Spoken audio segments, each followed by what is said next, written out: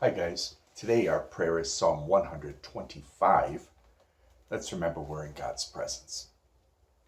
Like Mount Zion are they who trust in the Lord, unshakable, forever enduring. As mountains surround Jerusalem, the Lord surrounds his people both now and forever. The scepter of the wicked will not prevail in the land given to the just, lest the just themselves turn their hands to evil. Do good, Lord, to the good, to those who are upright of heart. But those who turn aside to crooked ways, may the Lord send down with the wicked. Peace upon Israel. St. John Baptist de La Salle, live Jesus in our hearts. Well, many times, guys, we've pointed out in class that these are lyrics. They're words to songs. They're poems set to music. As part of our class, we've done a few episodes, a few assignments, using the arts to come across, to get across the religious message. You may recall we had that project, second quarter or so, when we did things on music and architecture, or even painting and sculpture. So today, as promised, I've spoken about it before, we're going to do the same thing with poetry. It's a little more involved, this assignment. It's something that I'll give you a couple of classes for. You'll read the actual instructions, of course. But as I mentioned in previous videos, we're going to look at some poetry today. I already shared with you that one of my favorite, probably my favorite poet is Gerard Manley Hopkins. You may never have heard of him. He tends to write a lot of religious poetry, but one of the great poets. So I'm going to read one of his poems for you. I'm going to ask you, as part of assignment, to look at any one of his poems, okay? And you can easily find them on the internet. Bartleby, for example, would give them. Just look up his name. Here it is, right? Standard spelling, nothing fancy. Gerard Manley Hopkins. You have to pick at least one poem. It could even be the poem I'm reading to you today. You're going to pick one of his poems and another poem of your own choosing, and to tell me what it means and what it means in a religious sense. Of course, for those who are not religious, you're free to tell me, and pick a poem that's not religious and to explain that as well.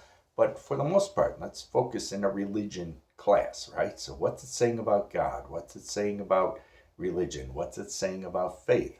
Those words don't have to be mentioned in the poem, okay? So find a poem on your own. That's the part that may take some time. It does not have to be a big poem. It doesn't have to be a famous poem. It could even be, if you're super creative, a poem of your own writing. If it is, though, you need to share that poem with me. I won't know it till you share it. So you're going to take one of Hopkins' poems, which you'll find on the internet anywhere, and a poem of your own choosing. Tell me what those poems are, and then tell me what they mean religiously to you. Okay? Similar to what we did with music, with architecture. We've done this before, okay? So try to contextualize it. It's not something that's unusual. We've done this kind of work with art and religion before. Today it's just poetry's turn. So let's listen to the great Gerard Manley Hopkins, one of his most famous poems called Pied Beauty. And there's some words in here that perhaps you're not familiar with. You can look them up. I'm not going to explain them all to you, but just to get a sense of how the great Gerard Manley Hopkins wrote. Again, you are free to use this poem if you wish, but I do want to see at least one. He's sort of the most famous Christian English poet, at least, often included in the textbooks, so that's why I'm picking him. Plus, he's my favorite. Pied Beauty.